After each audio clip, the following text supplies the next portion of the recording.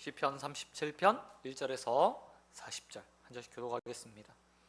악을 행하는 자들 때문에 불평하지 말며 불의를 행하는 자들을 시기하지 말지어다. 그들은 풀과 같이 속히 배임을 당할 것이며 푸른 채소같이 쇠잔할 것이미로다. 여호와를 의뢰하고 선을 행하라. 땅에 머무는 동안에 그의 성실을 먹을 거리로 삼을지어다. 또 여호와를 기뻐하라. 그가 내 마음의 소원을 내게 이루어 주시리로다. 내 길을 여호와께 맡기라. 그를 의지하면 그가 이루시고 내 의를 빛같이 나타내시며 내 공의를 정오의 빛같이 하시리로다. 여호와 앞에 잠잠하고 참고 기다리라.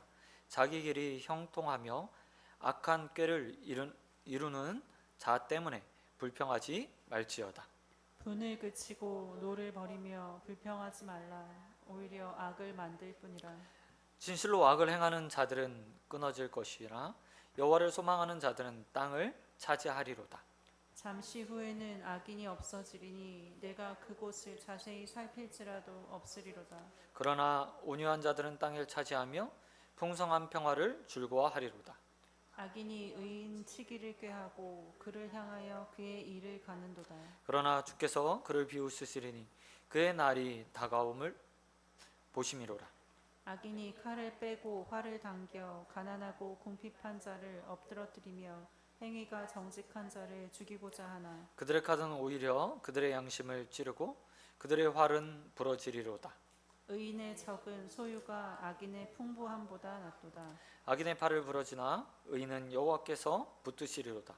여호와께서 온전한 자의 날을 아시나니 그들의 기업은 영원하리로다. 그들은 환난 때에 부끄러움을 당하지 아니하며 기근의 날에도 풍족할 것이나 악인들은 멸망하고 여호와의 원수들은 어린 양의 기름같이 타서 연기가 되어 없어지리로다. 악인은 꾸고 갚지 아니하나 의인은 은혜를 베풀고 주는도다. 주의 복을 받은 자들은 땅을 차지하고 주의 저주를 받은 자들은 끊어지리로다. 여호와께서 사람의 걸음을 정하시고 그 길을 기뻐하시나니 그는 넘어지나 아주 엎드러지지 아니함은 여호와께서 그의 손으로 붙드심이로다. 내가 어려서부터 늙기까지 의인의 버림 당하거나 그의 손이 걸식함을 보지 못하였도다. 그는 종일토록 은혜를 베풀고 꾸어주니 그의 자손이 복을 받는도다. 악에서 떠나 선을 행하라. 그리하면 영원히 살리니 여호와께서 정의를 사랑하시고 그의 성도를 버리지 아니하심이로다. 그들은 영원히 보호를 받으나 악인의 자손은 끊어지리로다. 의인은 땅을 차지하며 거기서 영원히 살리로다. 의인의 입은 지혜로우며 그의 혀는 정의를 말하며 그의 마음에는 하나님의 법이 있나니 그의 걸음을 실족함이 없으리로다. 악인이 의인을 엿보아 살해할 기회를 찾으나 여호와는 그의 악인의 손에 버려두지 아니하시고 재판 때에도 정죄하지 아니하시로다. 여호와를 바라고 그의 도를 지키라. 그리하면 내가 땅을 차지하게 하실 것이라. 악인이 끊어질 때에 내가 똑똑히 보리로다. 내가 악인의 큰 세력을 본즉 그 본래의 땅에서 있는 나무 잎이 무성함과 같으나 내가 지나갈 때에 그는 없어졌나니 내가 찾아도 발견하지 못하였도다.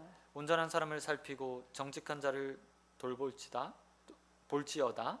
모든 화평한 자의 미래를 평안이로다. 범죄자들은 함께 멸망하나니 악인의 미래는 끊어질 것이나 의인들의 구원은 여호와께로부터 오나니 그는 환난 때에 그들의 요새시로다. 여호와께서 그들을 도와 건지시되 악인들에게서 건져 구원하심은 그를 의지한 까닭이로다. 아멘. 아멘. 오늘 말씀 가지고 땅을 차지하리라 라는 제목으로 말씀 같이 나누겠습니다. 오늘 시편은 다속인 40절 말씀으로 되어 있습니다. 이 시 역시도 알파벳이고요. 알파벳의 순서에 따라서 적혀 있습니다. 근데 이 시의 가장 큰 특징은 신앙인들을 향해서, 믿음을 가진 자들을 향해서 권고하는 말씀으로 기록되어 있습니다. 시인은 악인의 모습 그리고 의인의 모습을 오늘 시에서 보여주고 있습니다. 그리고 의인으로 살면 어떤 복을 얻는지에 대해서 우리에게 보여줍니다. 먼저 시인이 말하고 있는 악인은 어떤 모습일까? 7절에 보면 악인의 모습이 등장하고 있습니다. 그는 오늘 본문에서 보이는 악의 특징, 그것은 한 가지입니다. 다른 것이 아니라 악한 꾀를 이루는 자들, 다시 말해서 자신이 생각하고 믿고 있는 것을 행하는 자들, 그들을 향해서 악인이라고 이야기하고 있습니다. 그들은 정확하게 말하면 그들은요, 하나님의 생각, 하나님의 법, 하나님의 도를 따르는 자들이 아니라 정반대로 자신이 생각하고 있는 것, 마음에 소원하고 있는 것, 그것을 따라서 행하는 자들입니다. 그리고 그렇게 그들이 꾀를 내어서 살아가는 동안에 추구하는 것이 있는데, 그것은 다른 것이 아니라 자기의 형통, 자기의 형통이라고 7절은 말하고 있습니다. 뿐만 아니라 16절에 보면 그들이 그렇게 형통하여서 바라는 것 뭐냐? 바로 풍부함, 부자가 되는 것, 부자가 되는 것이라고 표현하고 있어요. 뿐만 아니라 35절에 보면 악인이 큰 세력을 이루어 간다 라고 말하면서 그들이 풍성함을 누리고 좀 더 번성해 가는 모습들을 이렇게 보여주고 있습니다. 그들은 한 가지 목적을 가지고 이 땅에서 살아갑니다. 자신의 꾀, 자신의 생각, 자신의 지혜, 삶의 방식들을 가지고 부자가 되는 것, 부자가 되는 것을 꾀하고 있습니다. 그리고 부자가 되기 위해서 그들은 수단과 방법을 가리지 않습니다. 14절에 보면 악인이 칼을 빼들고 활을 가지고 약한 자들을 갈취하는 장면이 나와요. 그러니까 수단 방법을 가리지 않고 그들은 부자가 되는 것들을 선택하는 사람들인 거죠. 그런데 이 악인들이요, 결국 어떻게 됩니까? 반복적으로 나오는 것처럼 그들이요, 멸망당, 보호받지 못하게 된다고 이야기하고 있어요. 그게 사람들이 다 바라는 거잖아요. 근데 바라는 거예요. 근데 문제는 뭐냐?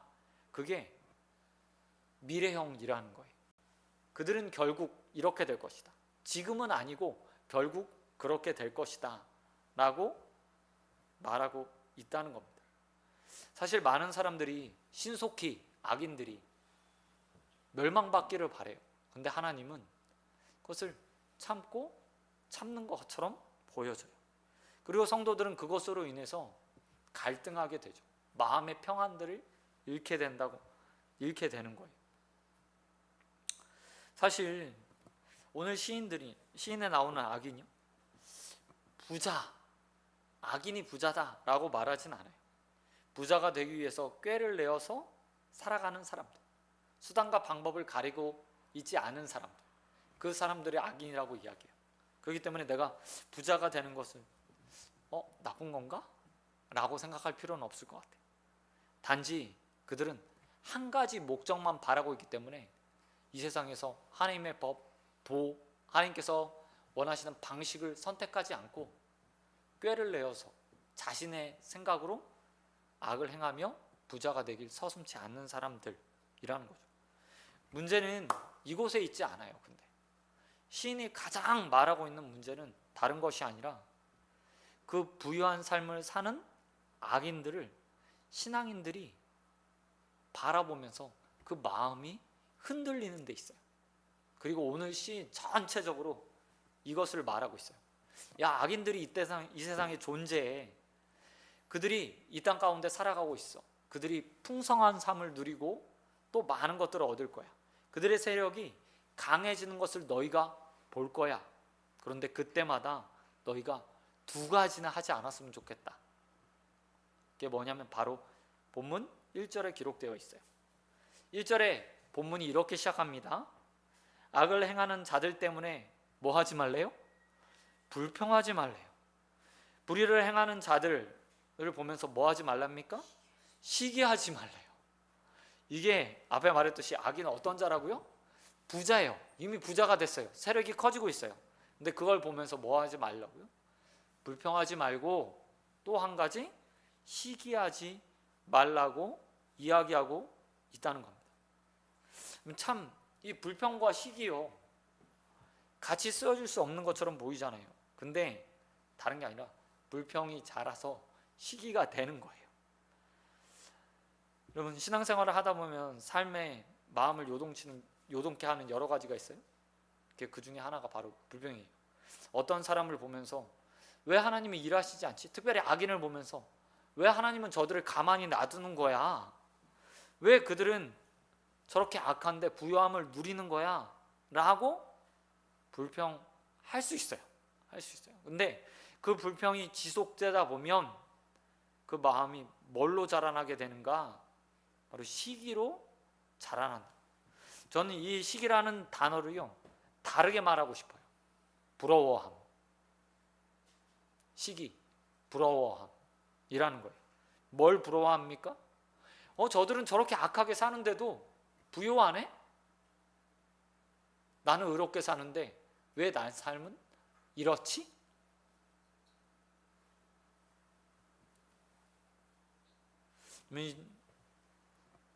시인의 시대의 문제이기도 하고 또한 우리의 문제이기도 해요. 우리가 세상의 사람들을 보면서 저 사람 어떻게 부자 됐을까?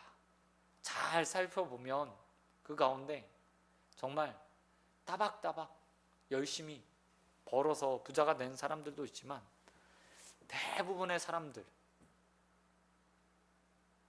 많은 사람들을 속한 사람들은요, 누군가의 것을 착취하고 빼앗고, 정말 오늘 시인에 나온 것처럼 의인은 나눠주고 가난한 자들 돌보고 이런 게 아니라 정말 수전노라는 말처럼 꽉 쥐어가면서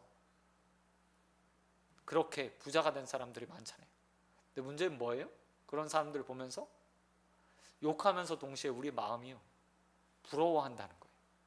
그런 사람들을 보면서 불평하면서 동시에 시기하는 마음, 부러워하는 마음을 함께 갖는다는 거예요. 그리고 오늘 시인이 성도들을 향해서, 의인의 삶을 선택한 자들을 향해서 지금도 신앙생활을 하면서 그 마음을 지키려고 노력하고 있지만 동시에 악인을 보면서 불평과 시기의 마음이 동시에 생기고 있는 자들을 향해서 이렇게 이야기하고 있어요. 사람을 보면서, 그 부자들을 보면서, 악인의 잘됨을 보면서 불평도 말고 시기도 하지 마라 라고 이야기하고 있다는 거예요. 대신에 신이 이렇게 말하고 있어요. 악인이 현실에 존재한다는 것을 그냥 받아들여. 그들은 그들이고 너는 너의 삶을 살면 돼 라고 이야기하고 있다는 겁니다.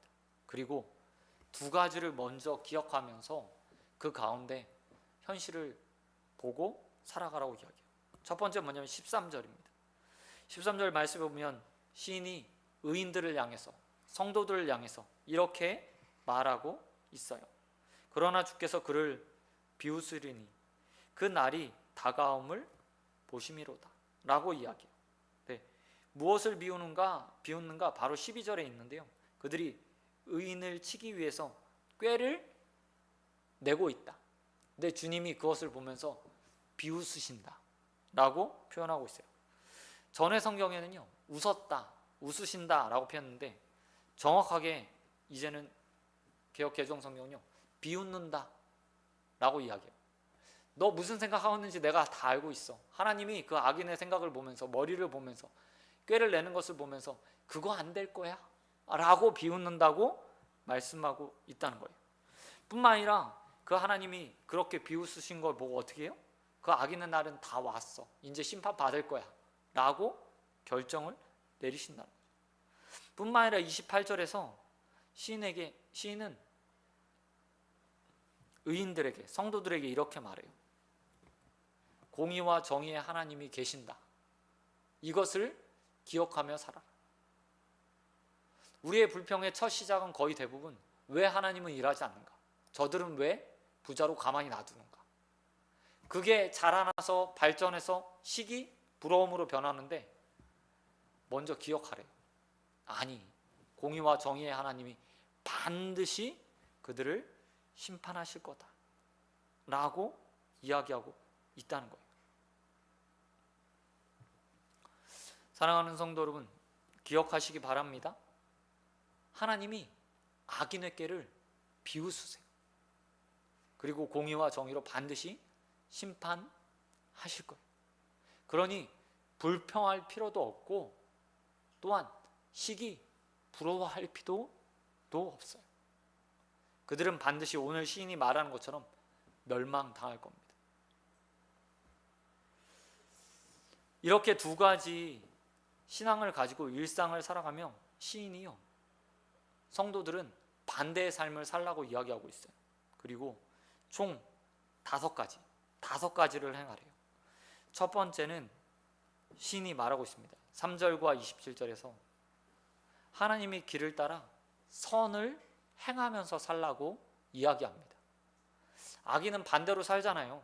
근데 시인은 세상에 악인이 있던 없던, 그들이 잘 되던 흥하던 상관하지도 말고, 생각하지도 말고, 불평도 하지 말고, 부러워할 필요도 없고, 그저 자신이 행할 길, 하나님께서 너에게 행하라고 하는 선을 행하며 살면 그것으로 족하다라고 말씀하신다는 겁니다. 두 번째로 시인은 성도들에게 이렇게 말하고 있어요. 그 마음에 율법을 가지고 살아가라. 31절과 30절에 보면 시인이 이렇게 이야기하고 있습니다. 30절에 이렇게 말합니다. 그의 마음에는 의인의 입은 지혜로우며 그의 혀는 정의를 말하며 그의 마음에는 하나님의 법이 있으니 그의 걸음은 실족함이 없으리로다. 지혜의 말, 정의로운 말, 그 모든 것이 어디서 나오냐면 하나님의 법을 가질 때 나오는 거예요. 그래서 성도에 이렇게 말하고 있어요. 다른 것 보지 말고 먼저 네 마음에 하나님의 율법을 채워. 그러면 정의도 행할 수 있고 의롭게 말하고 있을 수 있고 지혜롭게 말할 수도 있어. 그러니 우선 먼저 너의 마음에 하나님의 율법을, 말씀을 채워라 라고 이야기. 세 번째, 시인은 이 땅에 살아가는 동안에 잠잠히 하나님을 신뢰하고 잠잠히 기다리라고 말합니다. 7절에서 시인이 이렇게 말하고 있습니다. 불평 대신에 잠잠히 하나님의 일하심을 기다려라. 7절에서 이렇게 말하죠. 여호와 앞에서 잠잠하고 뭐하고요? 참고 기다리래. 참고 기다리래. 불평 전에 잠잠히 참고 기다리는 것. 입을 닫고, 정확하게 표현하면 입을 닫고 기다려라 라고 주님께서 이래요. 이건 다른 것이 아니라 하나님을 신뢰하는 거예요. 왜요?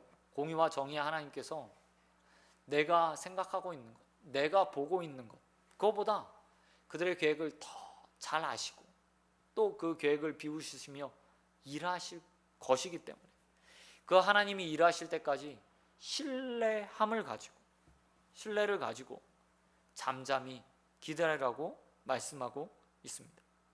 그런가 하면 네 번째로 시인은 가장 많은 부분에서 강조하고 있는 게 있는데요. 바로 하나님께 소망을 두고 살아가라고 이야기합니다. 3절을 보면 시인이 이렇게 말하고 있습니다. 그의 성실, 하나님의 성실을 먹을거리로 삼아 살아가라 라고 이야기해요. 시인이 고민하는 것은 악인이 잘 되는 것, 그들이 흥황하는 걸 보면 시기했어요. 그런데 하나님께서 시인의 입을 통해서 많은 사람들에게 이야기하는 거예요. 야, 너의 먹을거리는 하나님이야. 그러니 그 하나님께 소망 두고 있으면 돼. 그러면 하나님께서 채워 주실 거야. 악인은 자기께로 살아가지만 성도는 무엇으로 살아가요? 하나님으로부터 공급받는 일용한 양식을 통해서 살아가요. 그래서 시인이 그렇게 말하는 거예요. 그렇게 부러워할 필요 없어. 그렇게 얻은 것 부러워할 필요 없어. 그거는 잠깐 누리다가 없어질 것이지만 한낱 풀과 같은 거지만 하나님께서 공급해 주신, 네가 신뢰하는 그 하나님을 먹을거리로 삼으면 매일매일 일용한 양식 줄 거야. 그러니 그 하나님께 소망을 두고 살아라 라고 말하고 있다는 거예요.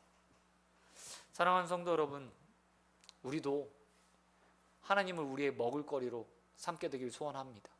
그럼 반드시 우리 하나님께서 출애굽한 이스라엘 백성들에게 매일매일 일용할 양식 만나를 주셨던 것처럼 우리의 삶에도 만나를 허락해 주실 것을 믿습니다. 그것들 믿고 하나님께 소망을 두게 되길 주님의 이름으로 축원드립니다. 그러면 마지막으로 시인이 한 가지 더 말하는 것이 있습니다. 34절에서 시인이 여호와를 바라고 도를 지키면서 땅을 차지하게 될 거라고 이야기하고 있어요. 시인이요, 가장 많이 말하는 것 중에 하나가 뭐냐면 바로요, 땅을 차지할 것이다 라는 말이에요. 오늘 시편에서 3절에서 9절에서 11절에서 18절에서 22절에서 29절에서 34절에서 하나님 말씀을 마음에 두고 행하고 선을 행하며 살아가고 하나님께 소망을 두고 신뢰하며 살아가는 자들, 하나님을 자신의 양식으로 먹을거리로 삼는 자들, 그렇게 신실하게 사는 자들에게 결국 하나님께서 땅을 주시겠다라고 약속하셨다는 거예요. 그것도 무려 7번이나 반복해서 땅을 차지할 것이다 라고 말씀하셨어요. 우리나라에서 가장 선호하는, 좋아하는, 어쩌면 성도들이 좋아할 만한 말씀일 것 같아요. 근데 여기 보이는 땅이요, 눈에 보이는 땅이라는 의미도 있는데 그것 너머에 또 다른 의미가 있어요. 그게 뭐냐면 바로 하나님의 약속의 실현, 하나님의 약속의 실현이라는 의미가 담겨 있어요. 여러분, 이스라엘 백성들에게 땅이라는 것은 약속의 땅, 가나안 땅, 젖과 꿀이 흐르는 가나안을 상징합니다. 그리고 이 약속을 처음 누구에게 주셨어요? 바로 아브라함에게 주셨어요. 아브라함은 하나님의 약속을 붙들고 자신의 친척, 일가 친척 있는 집을 떠나서, 고향을 떠나서 하나님께 가라고 하는 땅으로 갔습니다. 근데 아브라함이 그 땅을 취했나요? 아니요. 그의 아들 이삭이 그 땅을 차지할 수 있었나요? 아니요.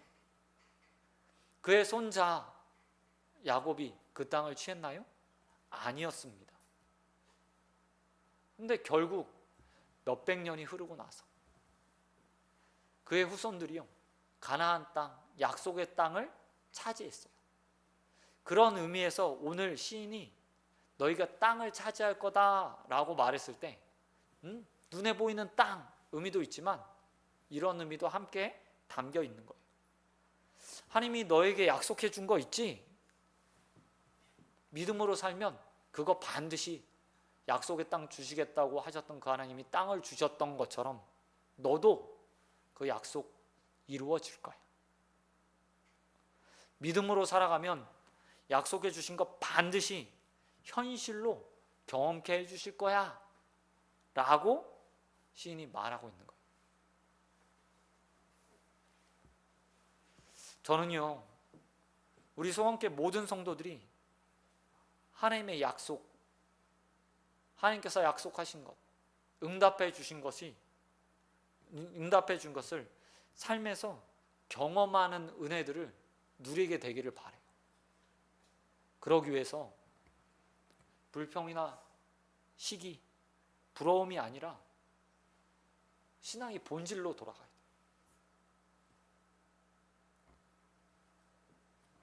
선을 행하고 마음의 율법을 가지고 살아가고 잠잠히 때로는 침묵하며 하나님의 일하심을 기다리고 하나님만을 나의 성실의 거류로 삼아서 세상 사람들이 꾀로 살아갈 때 오직 하나님만 신뢰하고 하나님께 소망을 두고 사는 것, 그럴 때 하나님께서 반드시 우리에게 땅을 차지하도록, 우리에게 약속하신 것들이 우리의 손에 쥐어지도록 만들어 주실 것을 믿습니다. 그것들을 믿고 여러분, 오늘도 원망과 불평, 시기와 부러움이 아니라 하나님께서 원하시는 일상의 삶, 의인의 삶, 선한 행위의 삶 살아가는 저와 여러분이 되시길 우리 주님 예수 그리스도의 이름으로 축원드립니다. 아멘. 이 시간 찬양하고 함께 기도하도록 할까요?